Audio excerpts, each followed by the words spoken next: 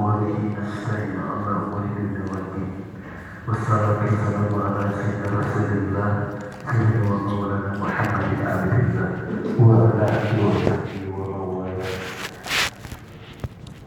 أما بعد jemaah subuh insyaallah Allah Subhanahu wa taala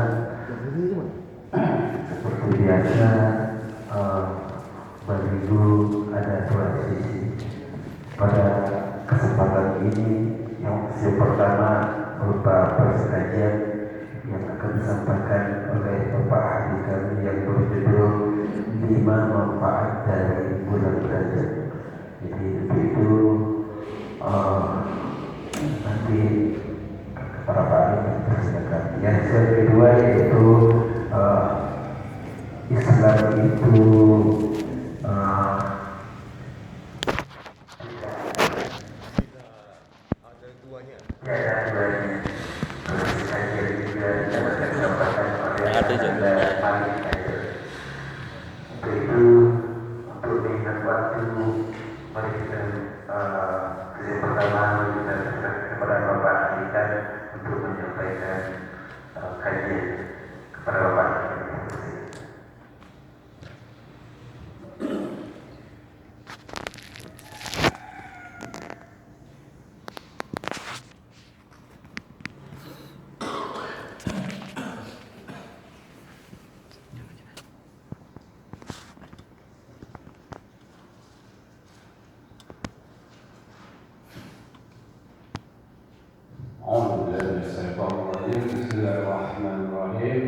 Assalamualaikum warahmatullahi wabarakatuh.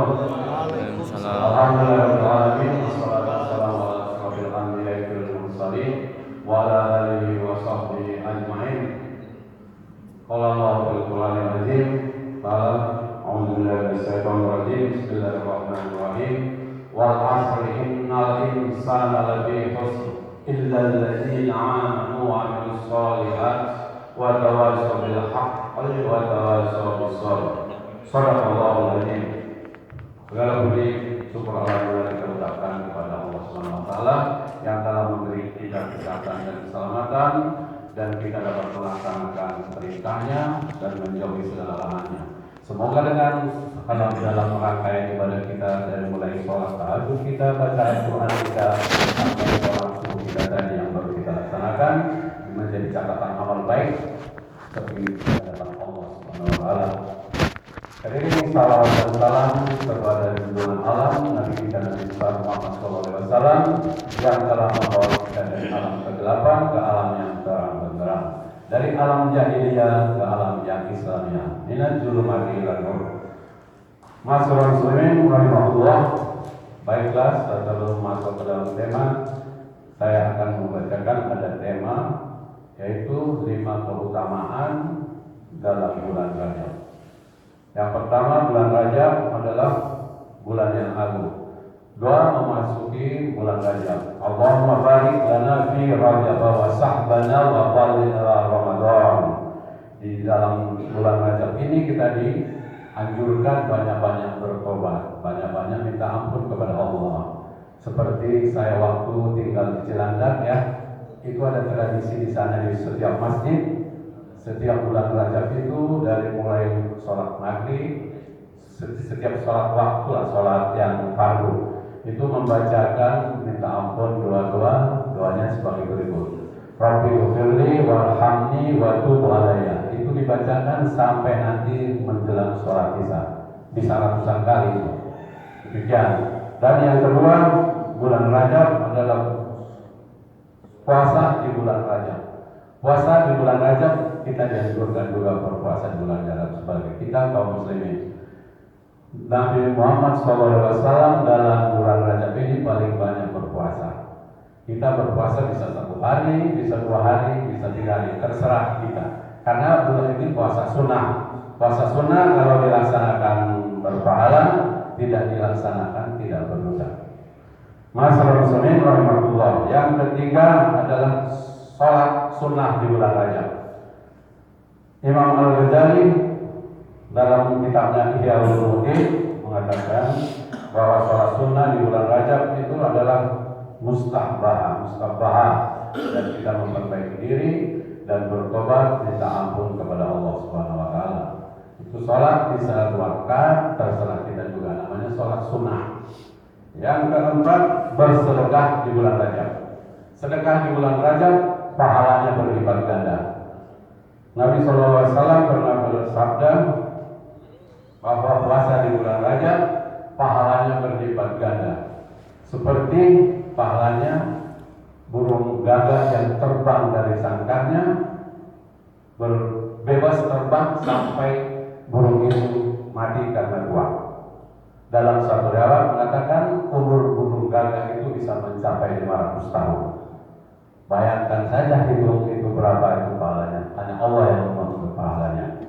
Masyaallah muslim Allah, saya teringat jadi waktu 15 tahun yang lalu saya tinggal di Cilandak. Waktu itu pulang pas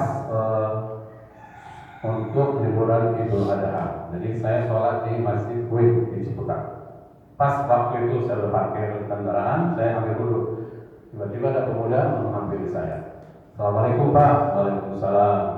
Saya mau ikut sholat. Katanya. Oh silakan, ayo ikut sholat. Tapi saya malah belum bisa baca apa-apa katanya. Ya udah ikut saya. Cara saya nanti ambil dulu, ikutin cara saya. Nanti sholat ikutin juga cara kita. Nah, dia pun ikut sholat. Habis sholat kita keluar dari masjid. Saya tahu dia mau katanya dia mau ke Sukabumi, mau ke salah satu pesantren di sana, karena dia udah sama orang tuanya dia diusir. Jadi saya juga dia membaca air mukanya, mungkin dia mengharapkan sesuatu dari saya. Saya pun berani berobat dompet saya lihat ada uang 40.000 cuma. Terus saya bagi dia 20.000. Ini mungkin tidak mengurangi rasa hormat saya kepada Anda, mungkin perlu. Terima kasih Pak. Kami pun berpisah. Dan terkadang Allah ya membalas sedekah kita itu di dunia 10 kali lipat. Tapi kita tentunya mengharapkan balasannya nanti di akhirat, bukan di dunia ini. Tapi nyata ini saya mengalami. Pas waktu habis sholat itu ada, besoknya kan kita kerja itu masuk kerja, seperti biasa saya melayani tamu. Ada tamu saya, terus saya layani dengan baik. Saya ajak dia ke lantai 4 naik lift kan, terus dalam lift setelah dia mau pulang, udah belanja, udah beres semua, dia salamin saya di dalam lift amplop. Bu, kenapa ini? Ya nggak apa-apa, terima aja Pak. Ya udah terima kasih. Terus dia mau kembali, saya buka balik saja, menghitung, saya buka amplopnya, masya Allah, dikasih 200.000. Saya sedekah 20.000, dibalas Allah langsung 200.000. Tapi tentunya kita berharap bukan itu yang kita maksud, yang penting kita lillahi ta'ala bersedekah. Masyaallah muslimin rahimahullah. Yang kelima, yaitu kita tahu sendiri bulan Isra Mi'raj itu jatuhnya di bulan Rajab. Dan pesan dari Isra Mi'raj adalah sholat. Begitu pentingnya sholat ini sampai-sampai Allah Subhanahu wa taala menjemput Rasulullah SAW ke Sidratul Muntaha untuk menerima perintah sholat. Kalau yang lainnya haji, puasa dan ibadah-ibadah yang lain, cukup Allah Subhanahu wa taala mengutus Jibril untuk menyampaikan wahyu kepada Nabi kita Nabi Muhammad SAW. Dan kita mengakui sholat itu adalah rukun Islam yang kedua. Ada orang mengaku Islam, mengaku Muslim, tetapi tidak sholat. Berarti fisiknya yang Islam, maaf cakap, hatinya kafir. Karena apa? Ingkar. Dia mengingkari rukun Islam yang kedua. Pertama syahadat, kedua kan sholat, mendirikan sholat. Jadi perbedaan antara kita dengan orang kafir ya di sholat itu. Kita tidak sholat ya, nauzubillah min dzalik, jangan sampai. Mudah-mudahan kita memperbaiki sholat kita untuk ketakwaan kita kepada Allah Subhanahu wa taala. Mungkin demikian yang bisa saya sampaikan. Wabillahi kalam, yang benar adalah dari Allah Subhanahu wa taala, yang salah dari pribadi saya sendiri. Wabillahi taufiq wal hidayah. Wassalamualaikum warahmatullahi wabarakatuh.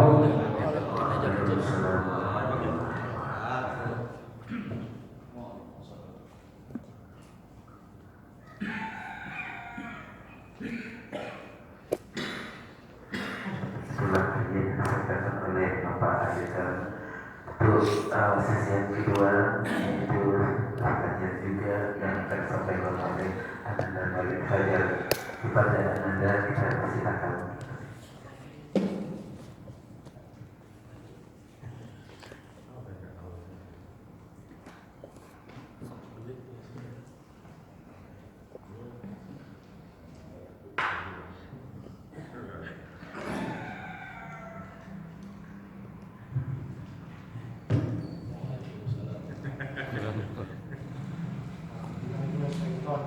Bismillahirrahmanirrahim. Assalamualaikum warahmatullahi wabarakatuh. Waalaikumsalam warahmatullahi wabarakatuh. Puji beserta syukur hari-hari kita panjatkan kepada Allah Subhanahu wa taala yang telah memberikan beri-beri nikmat kepada kita. Dan juga tidak lupa salawat dan salam dicurahkan selalu kepada Nabi kita Muhammad sallallahu alaihi wasallam dan beserta sahabat-sahabatnya dan juga kita semuanya. Semoga kita mendapatkan syafaatnya dan mendapat petunjuknya hingga hari kiamat nanti. Amin.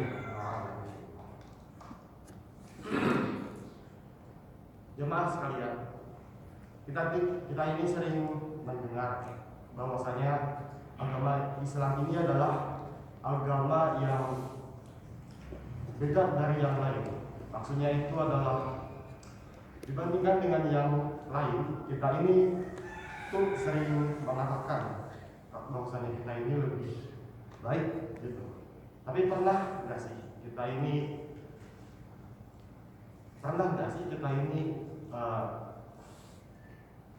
berpikirkan kenapa fisik kita bisa lebih baik daripada yang lain?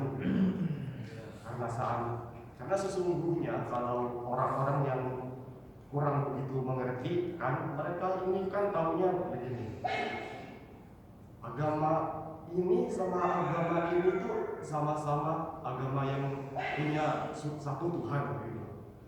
Sama-sama punya iman terhadap agama-agamanya masing-masing.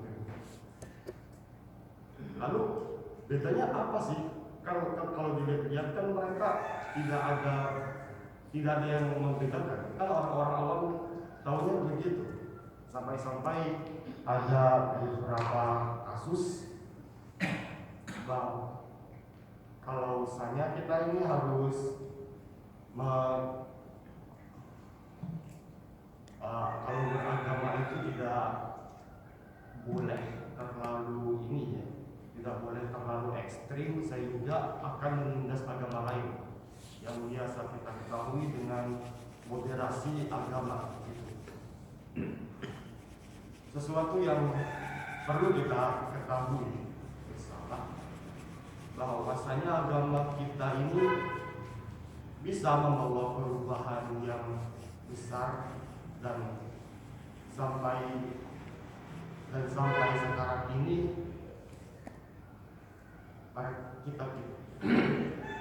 sekarang ini perkembangannya terus meningkat dan konsisten. Maksudnya kita ini bisa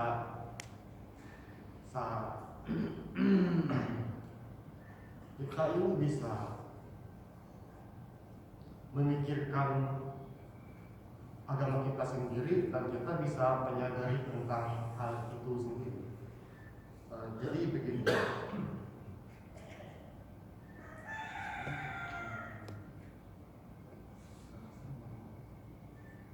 kita dibandingkan dengan agama yang lain, kita ini mempunyai penjelasan yang bisa memuaskan akal. Saya pernah mendengar cerita begini.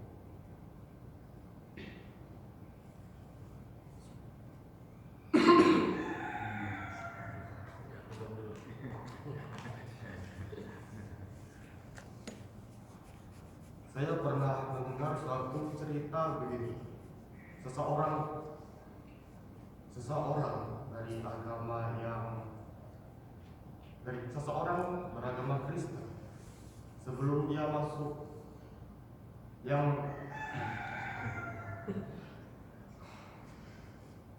seseorang dari agama Kristen yang sekarang dia sudah mualaf, yaitu adalah salah satu teman saya. Saya pernah mendengar cerita dari dia itu begini. Dia pernah merasa bingung dan dia merasa akal dia tidak terpuaskan karena bahwasanya dia itu pernah merenung, lalu dia berpikir, kalau Tuhan saya ini manusia, maka manusia itulah ya. Kalau manusia itulah ya, berarti Tuhan saya sebelum itu siapa? Saya pernah berpikir sampai ke situ. Lalu mereka, teman saya ini bertanya kepada agama, kepada pastor, kepada seorang pastor yang di gereja mereka. Mereka bertanya begini, kalau kita ini Tuhannya manusia, lalu manusia ini sebelumnya terlahir terlebih dahulu, maka Tuhan kita itu sebelumnya siapa? Kalau lalu pastornya mengatakan begini, jika kamu meragukan imanmu, maka kamu tidak sama ini kembali. Meskipun penjelasan itu adalah suatu penjelasan yang kalau saya bisa bilang itu masuk akal dan memang benar ya, kalau bahwasanya kita ini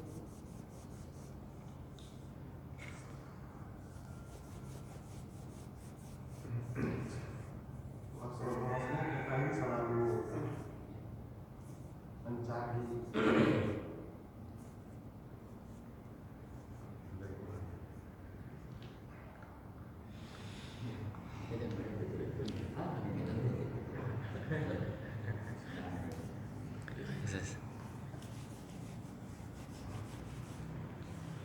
bahwasanya kita ini jika beriman kepada sesuatu, maka kita tidak perlu mempertanyakan yang lain, tidak perlu mempertanyakan segala hal mengenai Tuhan itu, maka itu tuh sebenarnya benar. Tapi yang menjadi pertanyaan itu adalah, benar kita ini menyembah sesuatu, betul tidak sih? Kalau dibandingkan dengan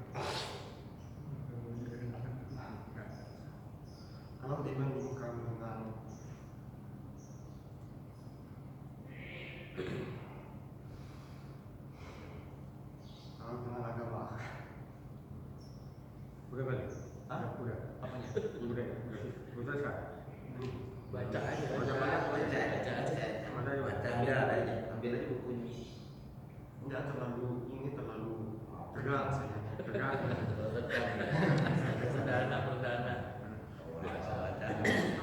Sama kayak bapaknya.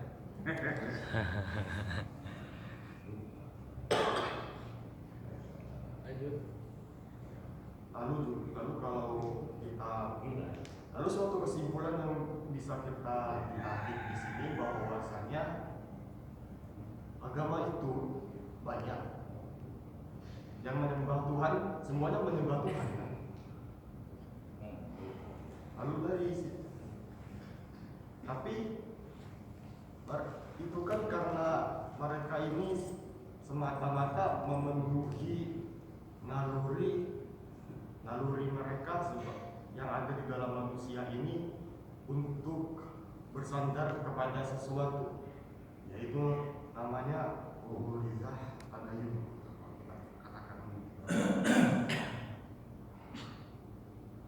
Ubudiyah tadayun ini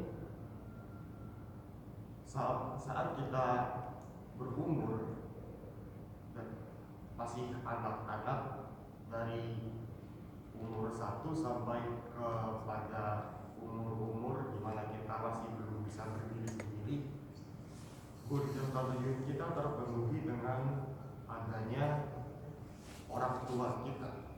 Kita bersandar kepada orang tua kita. Lalu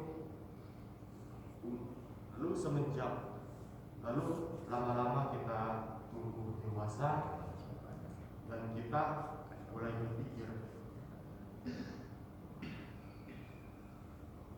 Lalu kita mulai berpikir, saya tidak bisa selalu bersandar kepada orang tua saya terus, karena orang tua saya juga ada batasannya. Maka akhirnya kita mencari-cari sandaran yang lain.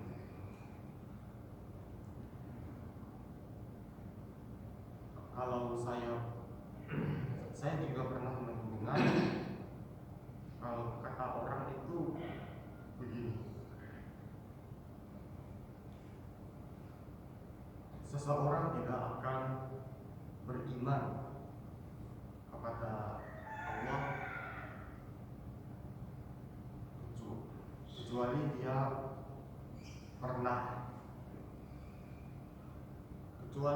dia merasakan berlayar, lalu di tengah pelayaran itu dia diterjang ombak dan badai petir. Karena pada saat-saat seperti itu mereka pasti akan akan panik, maka mereka akan mencari-cari pertolongan. Dan kalau mereka sudah mencari-cari pertolongan, mereka tuh bisa mengindra, mereka bisa melihat sendiri, minta tolong ke siapa ini, mau minta tolong ke kaptennya juga panik, bahkan sudah loncat duluan. Lalu mereka mencari-cari lagi, mau minta kepada siapa ini, mau minta pertolongan kepada siapa, ingin mencoba untuk menunjukkan kepada sendiri, tapi kan dia tidak tahu arahnya kemana. Lalu mereka mencari-cari lagi, mereka mau meminta kepada air. Kalau saya meminta kepada air, kalau saya mendekati air itu, saya malah akan tenggelam. Lalu di situ pada saat itu juga dia tersadar bahwasanya sesuatu yang hanya yang dia bisa minta pertolongan adalah sesuatu yang tidak lemah dan tidak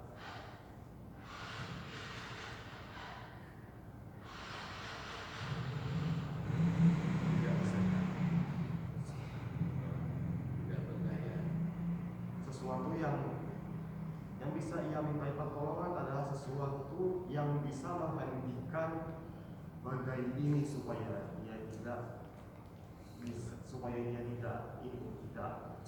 bisa menyelamatkan dirinya. Maka dari situ dia sadar bahwa segala sesuatu ini bisa dihentikan sama yang menciptakan ini semua. Kalau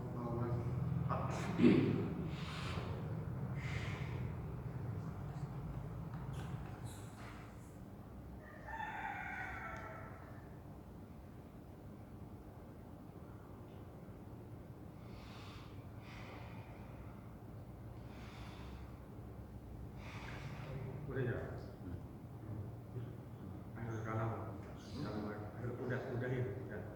Sampai di sini saja. sampai di sini saja.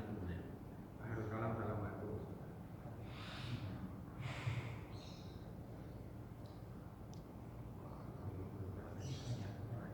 Sampai di sini saja gitu ya.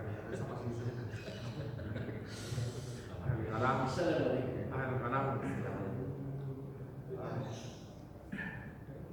Saya sebenarnya jika diteruskan maka ini masih banyak, bisa panjang melebar kemana-mana.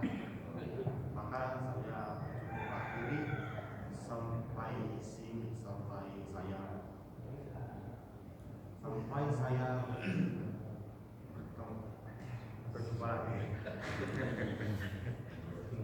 Iya, Pak. sampai kembali waktunya saya mengisi kembali.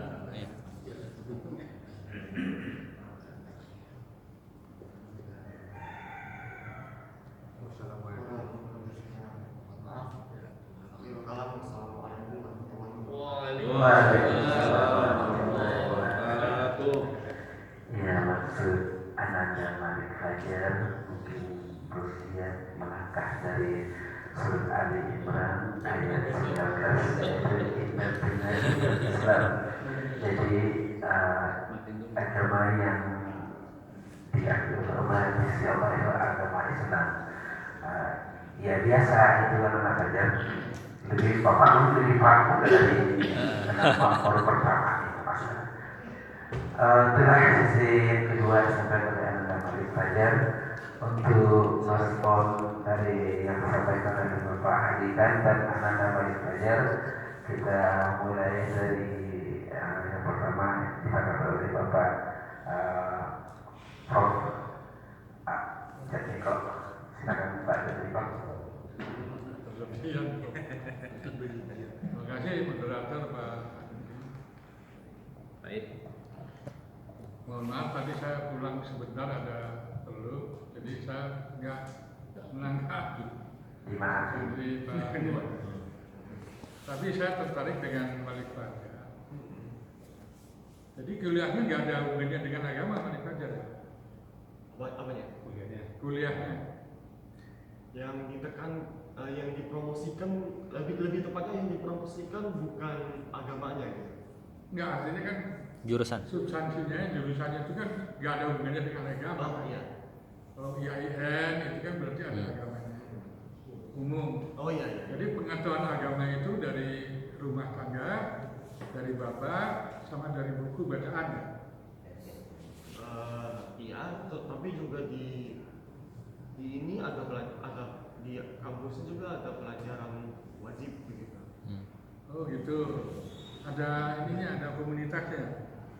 Iya. Komunitas menyangkut pembahasan kajian agama juga. Bagus. Karena ini awal ya, itu biasa aja, wajar aja. Itu awal. Saya optimis ke depannya itu akan cemerlang, asal apa itu konsisten dan beruntunglah punya orang tua ulama ustadz ya. Jadi kalau ada persoalan bisa disampaikan bahwa dalam penyampaiannya itu ada berbeda apa itu wajar. Coba kalau melihat materinya itu sangat dalam pencarian terhadap Tuhan. Coba beli buku ini ya, Sejarah Tuhan, karangan Karel Armstrong kan gitu ya, tebal bukunya kayak Al-Quran. Itu Karel Armstrong itu memang orang sekuler, tapi dia riset termasuk sejarah sang nabi kan gitu ya. Itu untuk menambah referensi kan gitu. Kesimpulannya gini Pak Jaya, kebenaran itu ada 5 tingkatan. Ya. Pertama, kebenaran yang sifatnya indrawi. Ya. Misalnya kita melihat, oh itu air aqua, karena mata kita kan melihat itu air aqua. Ini kebenaran indrawi, semua orang pasti sepakat. Kedua, kebenaran empirik, yaitu kebenaran ilmiah. Kan gitu. Bintang itu kan kalau malam itu kan kecil, padahal ribuan kali dari tata surya kita, ribuan kali dari bumi kita, besarnya itu. Kalau pakai alat mikroskop, alat apa namanya itu? Teleskop yang terkenal teleskop Hubble ya, 500 km di atas bumi. Tapi udah retire sekarang, udah expire. Ini merah yang kita lihat, padahal aslinya itu bukan merah, kan gitu ya, abu-abu. Merah itu karena retina mata kita sensor kita itu di sana. Getaran, jumlah getaran itu menentukan ada merah, ada hijau, itu jumlah getaran. Itu kebenaran ilmiah. Yang ketiga adalah kebenaran apa namanya itu transenden. Ya. Orang kalau zaman primitif dulu kan menyembah apa? Dinamisme, animisme, ya. Menganggap ada di balik makna ini ada sesuatu yang luar biasa. Gitu. Nah itu kebenaran transenden. Yang keempat ya kebenaran mengakui ada hal yang luar biasa ya yang tadi disampaikan mencari Tuhan itu. Komunis juga dia punya Tuhan. Tuhannya itu ideologi. Ya, gitu. Orang materialisme juga punya Tuhan. Tuhannya materi karena dari pagi sampai naik. Nah, yang kelima itu kebenaran tauhid. La ilaha illallah. Ya. La ilaha illallah. Tiada Tuhan yang disembah, animisme, materialisme, apa yang kita di dunia ini itu sebenarnya dianggap sebagai Tuhan, termasuk teologi. Hanya satu yang Tuhan yang sebenarnya, la ilaha illallah adalah Allah, tauhid. Nah itu yang kalau diambil judulnya tidak ada duanya memang. Kebenaran tauhid itu tidak ada duanya, jadi 5 tingkatan itu. Sementara itu terima kasih Pak Moderator. Mungkin saran yang lebih ini kita minta kepada Buya. Silakan Buya untuk kedua narasumber. Ya, kita setiap hari Sabtu punya forum, di mana forum ini para yang hadir ini diharapkan dia bisa melaksanakan Islam maksimal, baik individunya maupun masyarakatnya. Kalau individunya dia melaksanakan, untuk masyarakatnya dia menghimbau, maka dia hendaknya mampu berbicara di khalayak ramai seperti pidato tadi. Jadi bicara pidato itu ada metodologinya, materinya apa, disampaikan di hadapan apa, dengan cara-cara bagaimana, ya kan ya. Nah bidang saya tidak materi gitu kan ya. Bidang saya, dia rupanya sudah punya kemampuan bisa berbicara, ya kan ya. Tadi nampaknya sudah bisa berbicara kan ya. Tapi bicaranya ada yang lancar, ada yang belum lancar. Kemudian ada yang lancar, ya kan ya.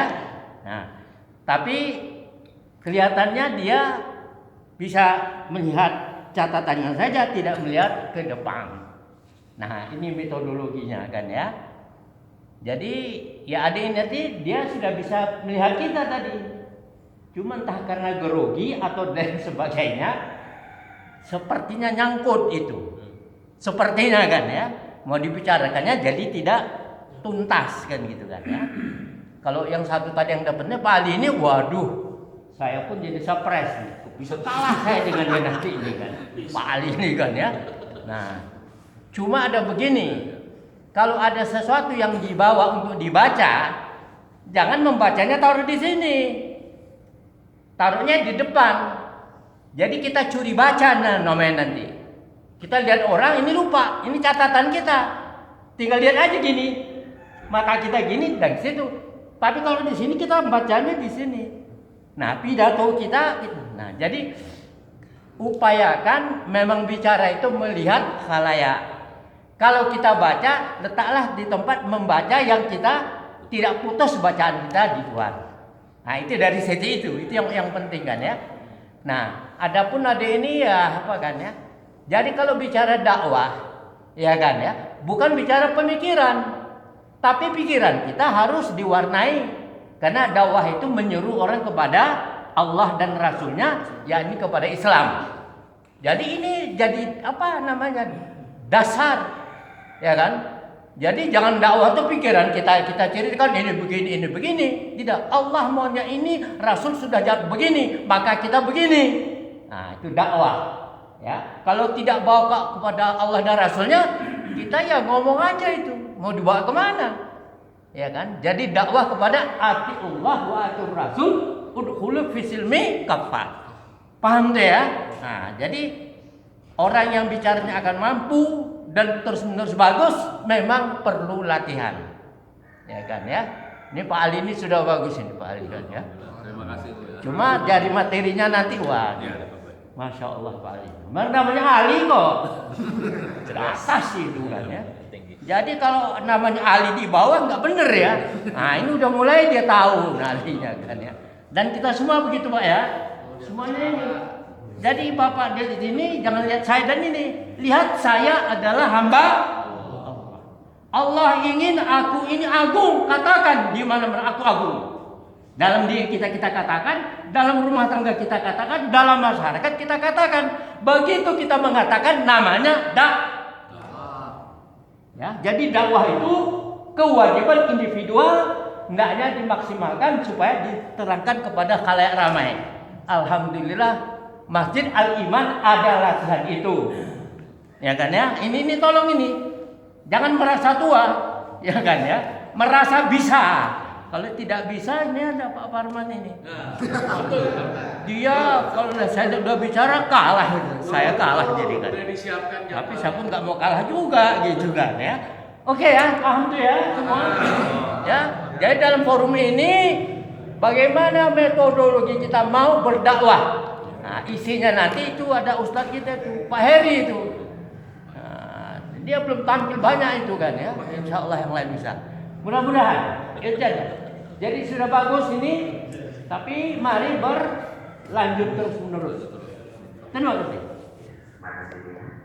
Selanjutnya kepada Pak di sini mungkin ada sebab saran atau yang sudah ajar tadi. Assalamualaikum warahmatullahi wabarakatuh. Waalaikumsalam warahmatullahi wabarakatuh.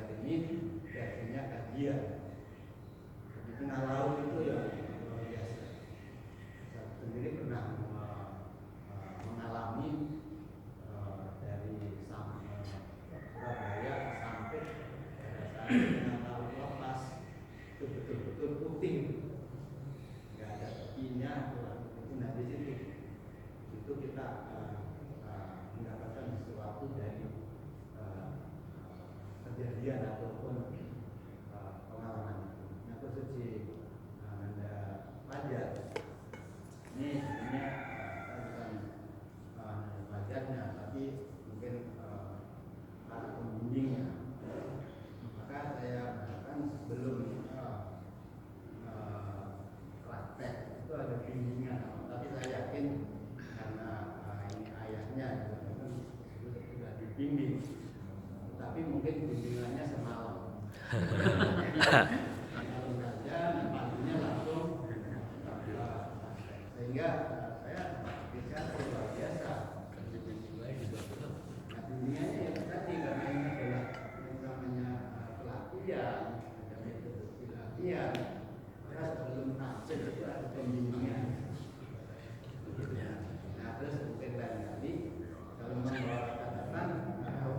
dia di sini apa? Meja di atas meja. Jadi kita bisa berdiri. Luar biasa. Fajar, insya Allah. Lebih baik. Amin. Terima kasih. Assalamualaikum warahmatullahi Waalaikumsalam. Untuk kita sama-sama masih masih di bawah, mungkin Ridho mungkin ada tambahan untuk Fajar. Tidak. Oh ya, Bismillahirrahmanirrahim. Assalamualaikum warahmatullahi wabarakatuh. Waalaikumsalam warahmatullahi wabarakatuh. Ya, Mas Fajar. Itu Ridho jadi ingat waktu penampilan perdana Ridho tuh beberapa waktu yang lalu. Dan itu yang jadi motivasi Ridho supaya bisa lebih bagus lagi tuh, Mas. Memang terkadang kita harus merasakan rasa sakitnya jatuh terlebih dahulu supaya kita bisa bangkit lagi gitu. Nah, semoga Mas Fajar bisa lebih semangat lagi, lebih baik lagi daripada itu. Tapi yang Ridho apresiasi tadi keberaniannya Mas Fajar buat melanjutkan gitu. Itu kalau saya di posisi itu saya nyerah, udah deh, assalamualaikum gitu. Tapi Mas Fajar masih mencoba untuk melanjutkan dan bisa gitu kan. Akhirnya ditutup dengan rasa tadi tutupannya itu sampai kita ketemu lagi, sampai saya ngisi lagi gitu kan, intinya itu kan. Berarti masih ada keberanian itu loh, saya luar biasa loh. Jadi keren banget Mas Fajar, saya apresiasi luar biasa. Terima kasih. Assalamualaikum warahmatullahi wabarakatuh. Waalaikumsalam warahmatullahi wabarakatuh. Selanjutnya kepada Ustaz Kevin, Ustaz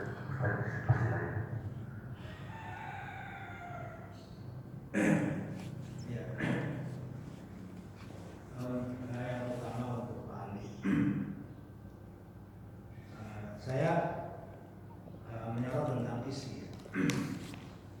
Jadi ada 5 tentang keutamaan daripada bulan Rajab. Nah ini yang kadang jadi rancu. Kenapa rancu? Karena ada kita melebih-lebihkan bulan, tapi tidak mendasar. Tidak mendasar itu nas dan hadisnya itu hampir kita ingin mendapatkan yang namanya Rajab ini. Memang ada di dalam Al-Quran. Kalau nggak salah dalam Al-Quran itu berbunyi begini. Inna iddatash syuhuri isna syahran fi kitabillah. Alladzi khalaqas samawati wal ard bi arba'atin hurum. Dzalika dinul qayyim fala tuzlamu fihinna anfusakum. Itu di Al-Quran. Jadi 12 bulan Allah hadirkan. 12 bulan Allah hadirkan dan Allah hadirkan pula bulan-bulan yang haram. Di situ di arba'atin hurum. Nah, bulan-bulan yang haram ini itu ada 4. 12 bulan yang Allah hadirkan, tapi 4 bulan yang haram. Di situ tercatat di situ juga wala tuzlimu fihinna anfusakum. Hati-hati kamu dengan bulan ini. Nah, 4 bulan yang haram itu adalah apa? Muharram, Zulhijjah, Zulqaidah, dan Rajab. Ini bulan yang haram untuk berperang dalam sejarah Al-Quran. Tapi ada ayat yang lain juga. Terkadang orang-orang sebelum Islam ini terkadang berperang itu melanggar kesepakatan. Ada di Al-Quran itu melanggar kesepakatan. Jadi yang haram itu, yang muharram itu terkadang itu diurutkan ke bulan Safar. Ada di Quran juga. Nah intinya adalah bahwa tadi ada hadis-hadis. Jadi muliakan Rajab, tapi jangan berlebihan. Muliakan Rajab, tapi jangan berlebihan. Karena ada penjelasan dalam Al-Quran itu. Wala tuzlimu fihi anfusakum. Jangan kamu terlalu menzolim diri kamu dengan bulan ini, dan juga jangan juga kamu tidak berbuat sesuatu. Karena ini menjadi ketetapan Allah bahwa bulan ini memang boleh dimuliakan. Kenapa dikatakan haram? Haram itu satu bulan yang haram itu adalah diagungkan dan dimuliakan. Jadi jangan kamu berperang khususnya di bulan Rajab dan bulan Muharram. di 4 bulan diharamkan. Nah, makanya kata haram itu sebenarnya dihormati dan diagungkan. Nah, contoh adalah seperti Masjidil Haram, ya kan? Masjid yang diagungkan dan dihormati. Nah, makanya saya terkadang ya maaf, ya prihatin gitu terhadap kita umat ini dalam hal yang mempraktekkan hal-hal yang terkadang itu tadi kayak seperti ada tadi ungkapan itu Rajab wa Sya'ban wa balik Ramadan.